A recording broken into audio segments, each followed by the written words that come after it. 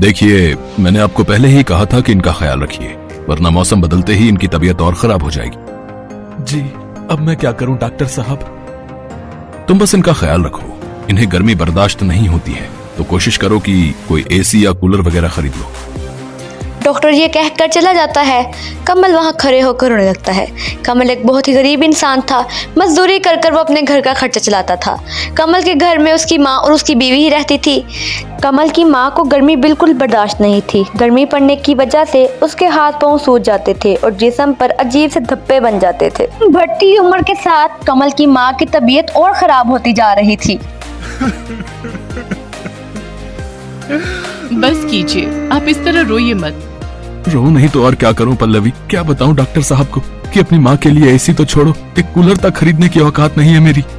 इसमें आपकी कोई गलती नहीं है। माँ जी के इलाज के लिए जो कर्ज लिया है उसकी किश्त भी तो आप ही भर रहे हो ना, तभी ये दिक्कत है, वरना तो हर महीने वो किस्तें चुकाने के बाद खाने पीने के खर्च लायक भी पैसे नहीं बचते। और देखो ना, इतना कर्ज लेकर इलाज करवाने का भी कोई फायदा नहीं हुआ। आखिर में माँ की हालत तो पहले से भी खराब होती जा रही है। कमल मजबूर था, इसलिए अपने आंसू नहीं रोक पा रहा था। वहाँ उसको देख पल्लवी भी बहुत परेशान थी। कमल तो सुबह होते ही काम पर निकल जाता और पल्लवी सारा दिन अपनी सास को हवा देती रहती ताकि उनको गर्मी ना लगे, जिसकी वजह से उनकी तबीयत भी ना खराब हो। पल्लवी की सास पल्लवी को अपने लिए इतना करते देख उदास हो जाती है। मैंने जरूर पिछले जन्म में कोई अच्छे कर्म किए होंगे जो मुझे कमल जैसा बेटा और तुम जैसी बहू मिली। तुम दोनों मेरी वजह से कितने परेशान हो रहे हो। बस अब तो भगवान मुझे जल्दी से उठा ले, तब जाकर। ना माँ जी, ऐसा मत कहिए। आप चली जाएंगी तो हमारा क्या होगा? बेटी ही तू परेशान मत हो, घंटों से पंखा कर रही है, जाकर आराम कर। नहीं माँ जी, मैं परेशान नहीं हो रही हूँ, बल्कि मुझे तो आपकी सेवा करने का मौका मिल रहा है। हे भगवान, ऐसी बहू सबको दे। कमल और पल्लवी दोनों विमला की बहुत खिदमत करते थे। विमला को हवा देते हुए पल्लवी सोचती है कि आखिर ऐसा क्या किया जाए कि इनके लिए एक एसी का इंतजाम हो जाए। फिर अगली सुबह सुनिए, आपसे एक बात कहनी है। हाँ बोलो ना। आप जितने पैसे कमाते हैं उससे तो हम माँ जी के लिए कभी एसी नहीं ले पाएंगे। हाँ तो मैं सोच रही थी कि इस बार की सर्दियों में मैं भी कुछ काम शुरू कर दूं क्या? आपके पैसों से हम घर के खर्चे चलाएंगे और जो पैसे मुझे मिलेंगे उन्हें हम जमा करेंगे, और भगवान ने चाहा तो दोनों मिलकर अगली गर्मियों से पहले माँ जी के लिए एसी ले ही लेंगे। तुम्हारी सोच तो अच्छी है, पर माँ की सेवा, घर का काम और फिर बाहर का काम भी, तुम कैसे ये सब संभाल पाओगी? उसकी चिंता आप मत कीजिए। आप भी तो दिन रात काम करते हो ना, तो थोड़ी सी मेहनत तो मुझे भी करनी चाहिए। ठीक है, जैसा तुम ठीक समझो। किसी तरह गर्मी का मौसम जाने लगा और बारिश शुरू हो गई। इन तीनों को राहत की सांस आई। कमल की माँ भी अब ठीक होने लगी, जिसकी वजह से पल्लवी ने काम ढूंढना शुरू कर दिया। फिर वो एक बंगले के पास जा पहुंची। कोई है क्या?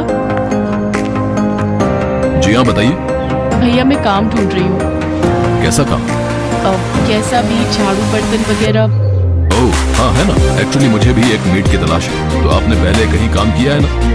नहीं, पहले तो कहीं काम नहीं किया। अच्छा, चलिए कोई बात नहीं, आप अंदर आ जाओ। पल्लवी अंदर आई तो उसने देखा कि एक बहुत बड़ा सा हॉल था और सारा सामान पैक हुआ पड़ा था। फिर पूछती है कि आप कहीं जा रहे हैं क्या? नहीं, मैं तो कल ही यहाँ शिफ्ट हुआ हूँ, तो अभी तो सामान खोल कर लगा ही रहा हूँ। अच्छा, तो घर के बाकी लोग कहाँ हैं? मैं अकेला ही हूँ दीदी, मेरी जॉब लगी है, परिवार साथ नहीं रहता। राज ने पल्लवी को दीदी कहा तो उसे बहुत अच्छा लगा। राज यहाँ अकेला है ये सुनकर वो थोड़ा सा चिढ़ी, लेकिन फिर उसे दीदी कहते ही अच्छा लगा। राज ने पल्लवी को काम पर रख लिया। फिर वो रोजाना सुबह आती तो राज सो रहा होता था, उसको उठाती, उसके लिए रोटी बनाती, झाड़ू पोछा करती और राज उसको इसके अच्छे पैसे भी दे रहा था। फिर एक दिन, दीदी आप एक काम करो, कल मत आना। क्यों, क्या हुआ भैया? अरे आपको काम करते करते हफ्ता हो गया, तो एक छुट्टी तो बनती है ना हफ्ते में, वरना आपकी सास आपसे नाराज हो जाएंगी। नहीं होंगी भैया, मेरी सास बहुत अच्छी है, कभी मुझ पर नाराज नहीं होती। अब वैसे ठीक है, मैं कल नहीं आऊंगी। बिमला के आराम के लिए कमल और पल्लवी बहुत मेहनत कर रहे थे। इधर राज और पल्लवी की भी बनने लगी थी। वो राज का पूरा ख्याल रखती थी, बिल्कुल एक भाई की तरह, और राज भी उसे अपनी बहन की तरह ही समझता था। एक दिन राज ने पूछा, दीदी आपके पति क्या करते हैं? मजदूरी करते हैं भैया। अच्छा, और आप कब से काम कर रही हो? नहीं भैया, आप पहले हो जिनके यहाँ मैं काम कर रही हूँ, इससे पहले कभी जरूरत ही नहीं पड़ी। तो अब ऐसी क्या मजबूरी हो गई कि आपको घर से बाहर निकलकर काम करना पड़ रहा है। ये बात सुनकर पल्लवी की आंखों में आंसू आ गया और उसे सब कुछ बता दिया। कमल और पल्लवी का आपस में प्यार देखकर राज भी उदास हो गया। ऐसे ही काफी दिन बीत गए और पल्लवी ने पैसे बहुत जोड़ लिए थे एसी के लिए, लेकिन शायद होने को कुछ और ही मंजूर था। एक दिन गर्मियों का मौसम आ चुका था, बेहोश हो गई। उसे दिल का दौरा पड़ा था। जो पैसे उन्होंने एसी के लिए जोड़े थे वो उन्होंने उसके इलाज के लिए लगा दिए। लगता है हम माँ जी के लिए एसी खरीद ही नहीं पाएंगे। हिम्मत रखो पल्लवी, ऊपर वाला हमारी परीक्षा ले रहा है। पर कब तक? 1 महीने बाद फिर गर्मी शुरू हो जाएगी और फिर माँ जी को और ज्यादा परेशानी होगी। कमल चुप था क्योंकि वो जानता था कि पल्लवी बिल्कुल सही कह रही है। कुछ देर बाद जब पल्लवी राज के घर काम करने गई तो वो चुपचाप काम कर रही थी। राज समझ गया था कि शायद कोई परेशानी है। बहुत बार पूछने पर राज को पल्लवी ने बता ही दिया कि ये परेशानी है। राज उसकी बात सुनकर बहुत अफसुर्दा हो गया। फिर एक दिन, दीदी वो आपसे एक बात कहनी थी। हाँ भैया बताइए ना। दीदी वो मेरी कंपनी ने मेरा प्रमोशन कर दिया है और उसके लिए मुझे दुबई भेज रहे हैं, तो मुझे अब यहाँ से जाना होगा। ये तो बहुत अच्छी बात है भैया। भगवान करे आप और तरक्की करो। पल्लवी राज के लिए बहुत खुश थी, लेकिन एक सच ये भी था कि वो मन ही मन में उदास थी, क्योंकि अगर उसने ये घर छोड़ दिया तो पल्लवी को ये नौकरी भी छोड़नी पड़ेगी। कुछ देर बाद, दीदी मैं चलता हूँ, आप एक काम करो, ये कुछ पैसे रखो। नहीं भैया, मैं ये पैसे नहीं ले सकती। मेरी पगार तो आपने पहले ही दे दी है। मैं जानता था कि आप मुझसे पैसे नहीं लेंगे। चलिए कोई बात नहीं, मैं चलता हूँ, अपना ख्याल रखना। इतना कहकर राज अपने टैक्सी में बैठकर वहां से जा चुका था। पल्लवी भी उतरे हुए मुंह से घर चले गई। कुछ देर बाद गर्मियां शुरू हो चुकी थी और पल्लवी की सास का फिर से बुरा हाल हो चुका था। फिर एक बार दरवाजे पर दस्तक हुई।